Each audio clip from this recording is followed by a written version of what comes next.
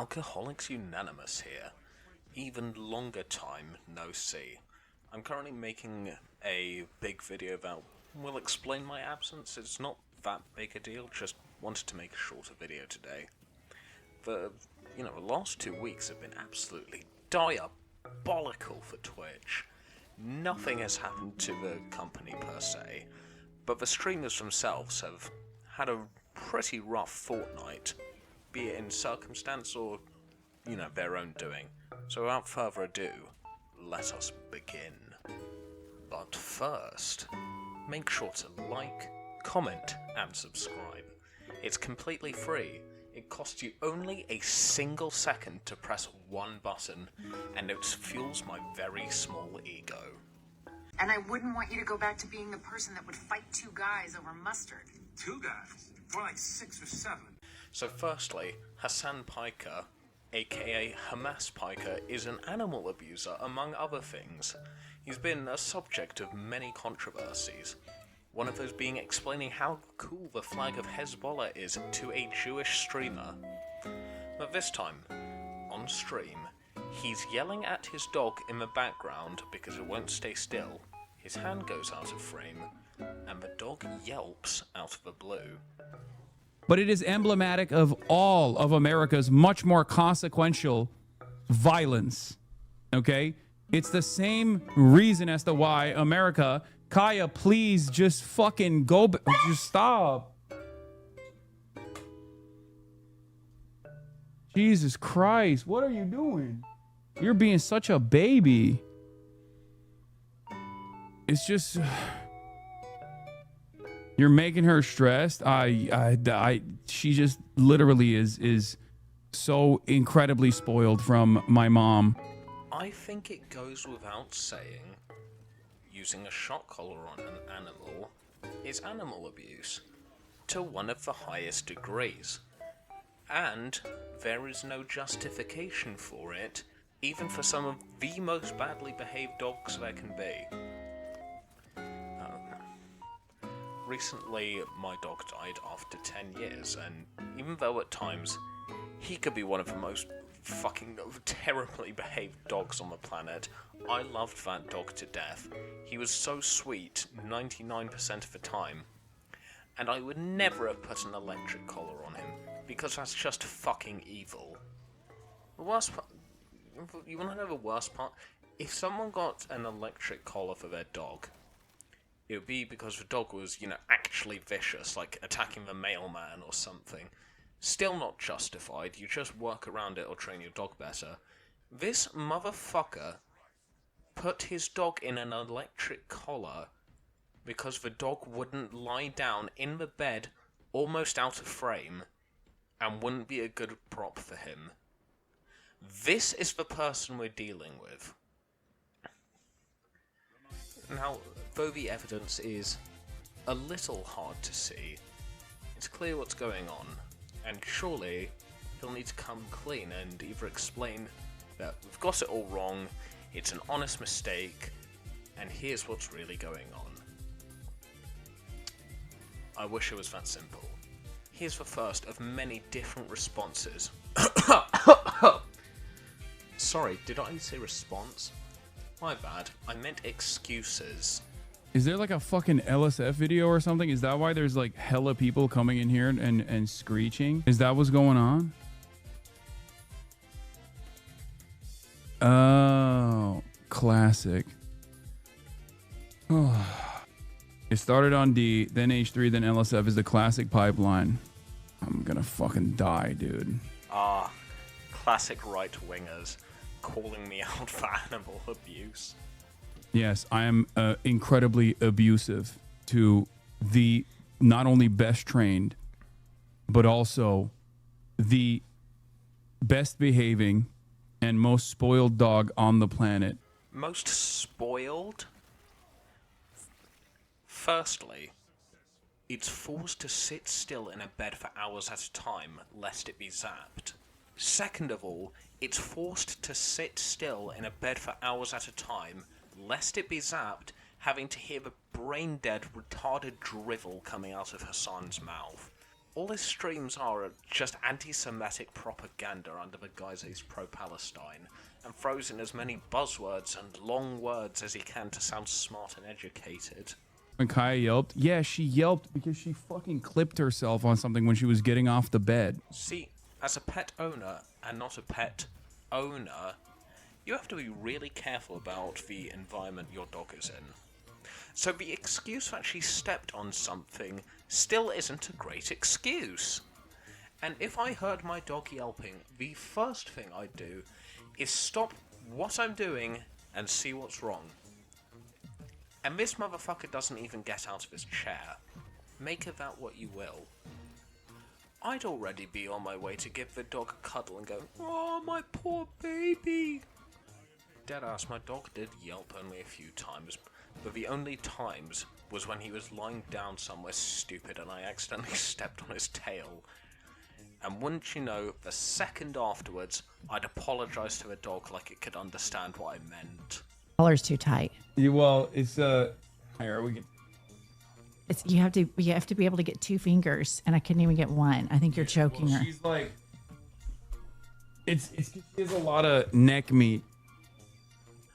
I'm not abusing my dog. My dog's just fat. Also, the hesitation as well. He was just about to say it was a shock collar, but just managed to hit the quick time event just before. The thing is, I want to make a shorter video, and if I get into every retard defending him, and every brain-dead excuse or just plain fucking lie about him, you know, not clearly injuring his dog, we'd be here all day. Plus, new stuff is coming out about it every day. By the time this gets uploaded, it's already going to be outdated. Let me break it down for you, Mark. Pokimane and another streamer host a podcast that was supposed to have an episode with Hasan, but amidst the allegation, the episode got cancelled and this post was published. This is a tough one to write, but we wanted to give you all a heads up that we're unfortunately going to be missing our first scheduled Saturday video tomorrow. We've been watching the recent drama unfold concerning our guest, and it's been getting intense.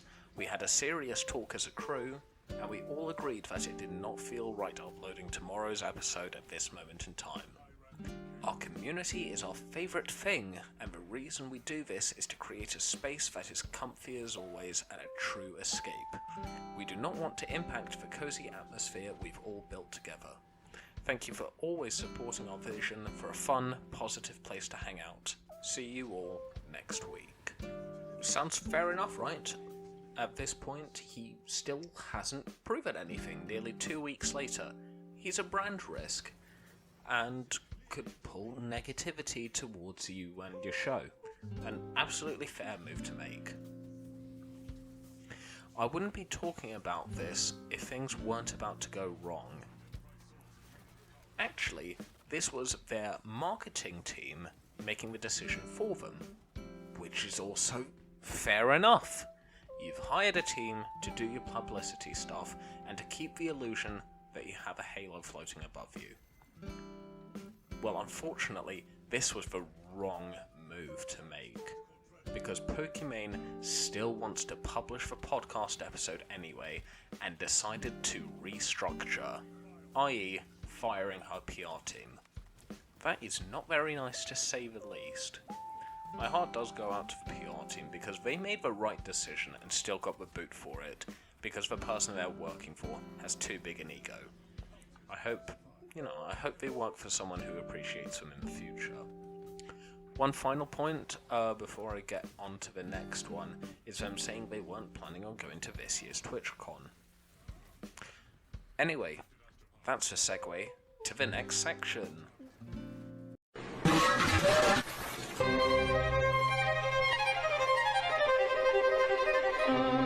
Twitchcon has finished by the time I'm uploading this video, but much has happened, even before this year.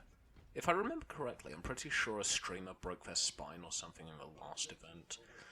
This year's one already started off with controversy when a few streamers said publicly that they wouldn't be attending this year amid safety concerns. Which is fair enough. I don't think it's ever been a worse time to be a streamer because of how bad parasocial relationships are becoming. Namely, loads of streamers have been harassed, assaulted, or even murdered by, supposed fans. So a convention designed for these losers to meet the women they've been beating off to for the last 6 years doesn't sound all that great, I'm gonna be honest. I'm about to say something that is a completely normal statement, but I'm saying it like it's something shocking. I can confidently say I've never actually watched someone streaming before. The only time I ever use Twitch is when there's like rewards for Halo or Space Marine or something like that, or kind of one of those one of those streams from a developer that's like, oh, here's a brand new Halo game, here's an Xbox showcase thing. That's it. But I can happily say I've never watched a streamer doing a stream and spamming W's in the chat. Please bear in mind, real people do that. I can also confidently say I've never watched an Emiru stream. Granted, I've seen like a couple clips from their streams on Instagram, but I've never actually properly watched them before. So anyways, despite one of the promises being that there would be armed security at this event, she was still assaulted. What's crazy is that people are getting their videos taken down for showing the clip. Like, Diesel Patch has got his video removed and Sensitive Society had to blur out the video, so sorry in advance for the copyright among us.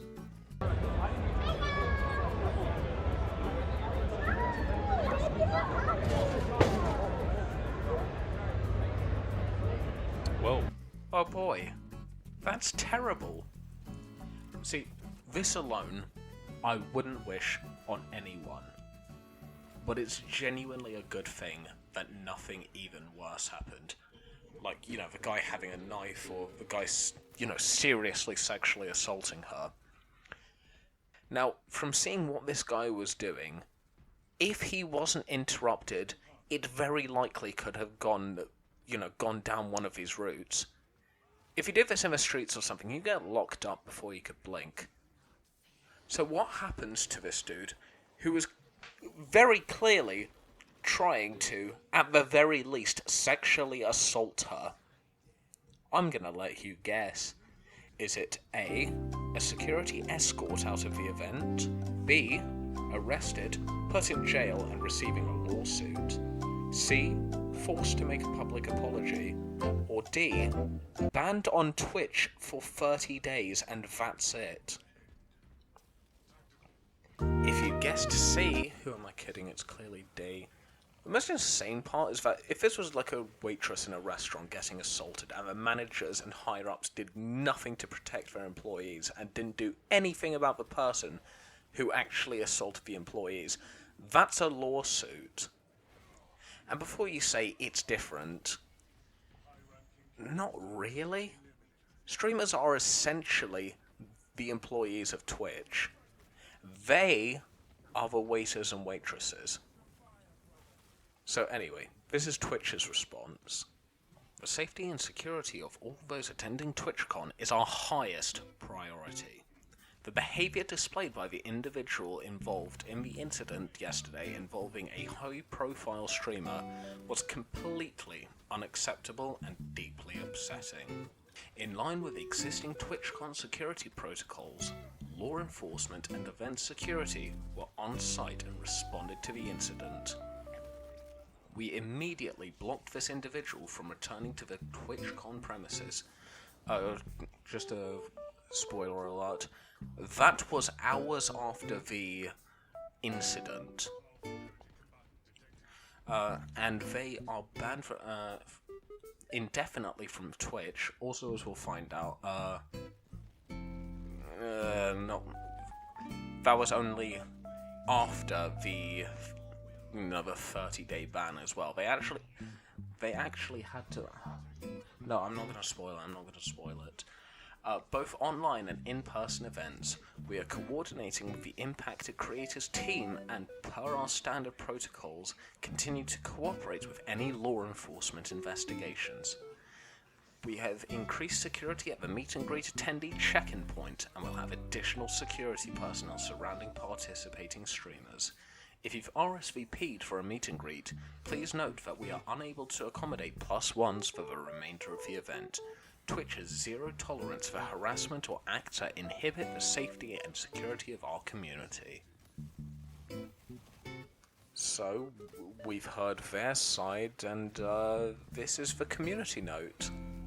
Twitch allowed the assailant to walk originally, and was only pressed to apprehend him until Emiru's manager pushed for it. The individual was allowed to walk originally. Twitch allowed the assailant to bypass several barriers and create lines. Okay, cool. So they just fucking lied? Why expect anything else? Did you really think the big company was going to be honest?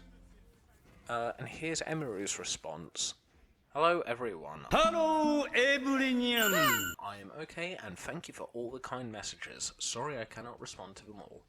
Yesterday, the man who assaulted me was allowed to cross multiple barriers at Twitchcon, and even in front of another creators to meet and greet, to grab me and my face and try to kiss me. Fortunately, he wasn't able to, but a lot of people have pointed out that it could have been a lot worse. I'm obviously shaken up by what happened, and it's not the first time I've dealt with something like this, but to tell you honestly, I am a lot more hurt and upset by how Twitch handled it during and after the fact.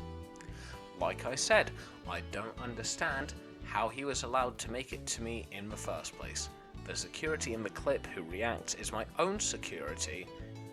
It's true, my favourite and usual security guard was banned for holding a stalker's arm to bring him to the police at a past TwitchCon. However, there were at least 3 or 4 other TwitchCon security staff in the area who did not react and let the guy walk away, as you can see in the clip.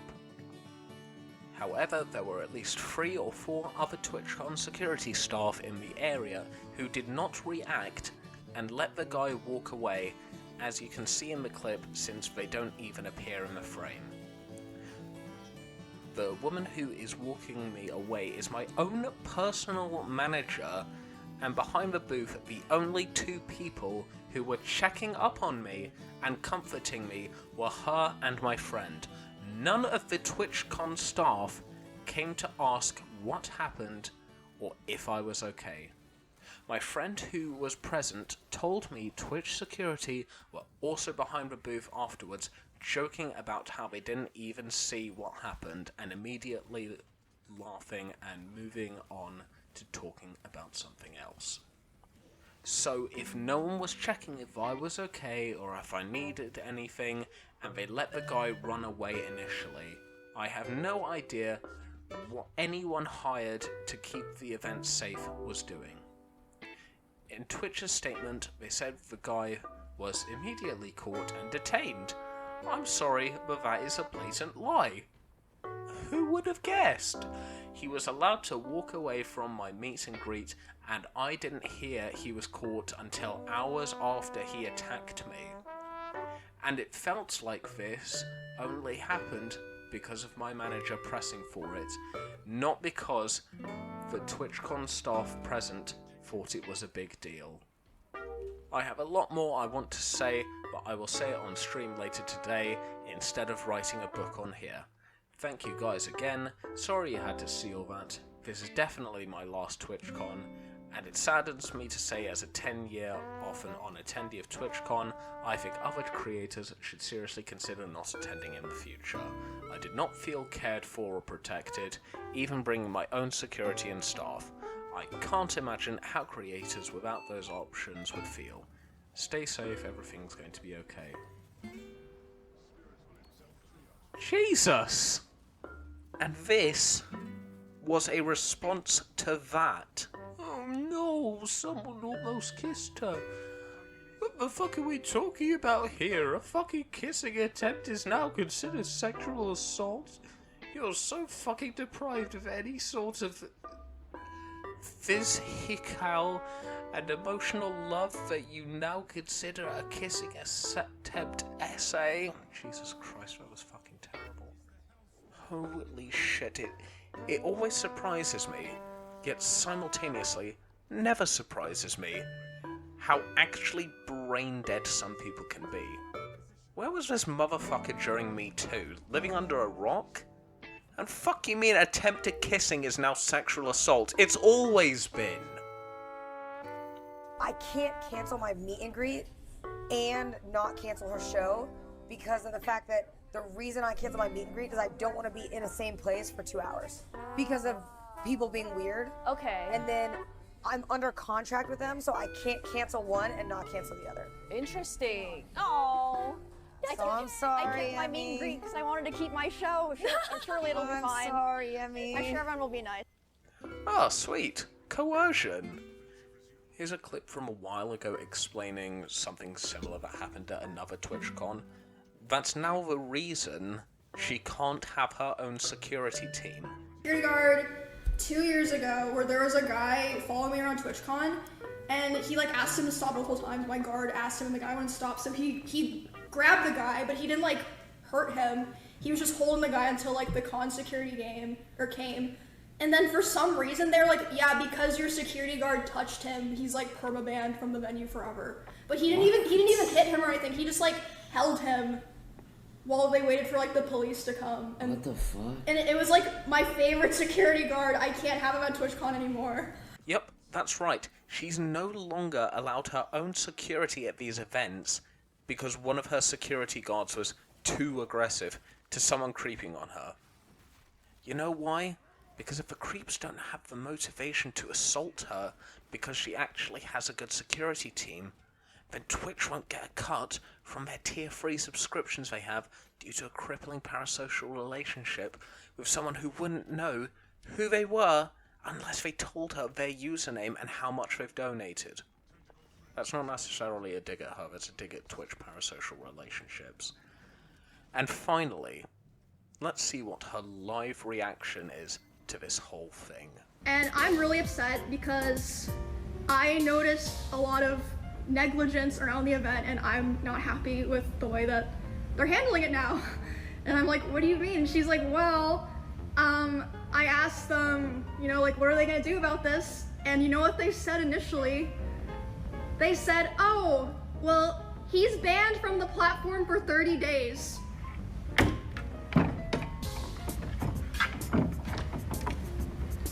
What? I've already mentioned it before, but there is no more unpunishing slap on the wrist for something like that. I cannot stress this enough about how it's clear to everyone that this dude's main goal was to sexually assault her on stage. That shit won't fly anywhere, except for fucking TwitchCon, apparently. And then she's obviously like, hello? Like, that needs to be indefinite. What the fuck are you talking about? Also, that's like nothing to do with anything. No one gives a fuck if he's banned on Twitch or not. Like, we're talking about the convention here. So they change it to indefinite. Takes an hour for that to happen, by the way. These two people are the head of security for Amazon and the head of risk for Twitch. Also, later the same night, I'm not gonna drop names here because I wasn't there, so I didn't see it. But I had multiple people tell me that key Twitch representatives last night were out partying.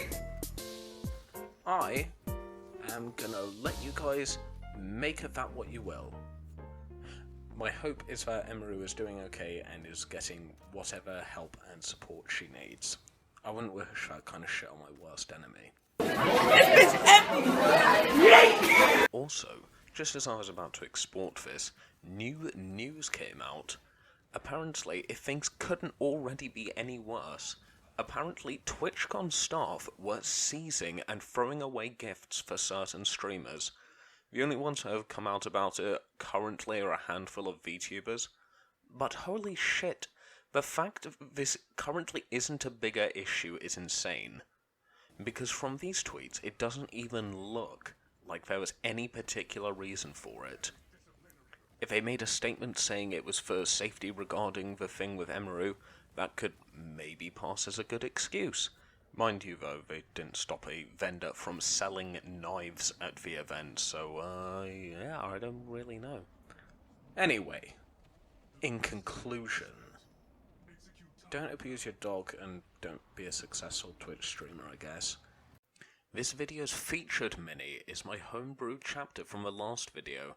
I don't have a good name for it yet, though. It may look a bit dog shit, but this model is months old, and I've made many more since. I've got another one in the same colour scheme that I did in a contrast paint, which, you know, makes it look a little bit better. Yeah, that's about it. See ya.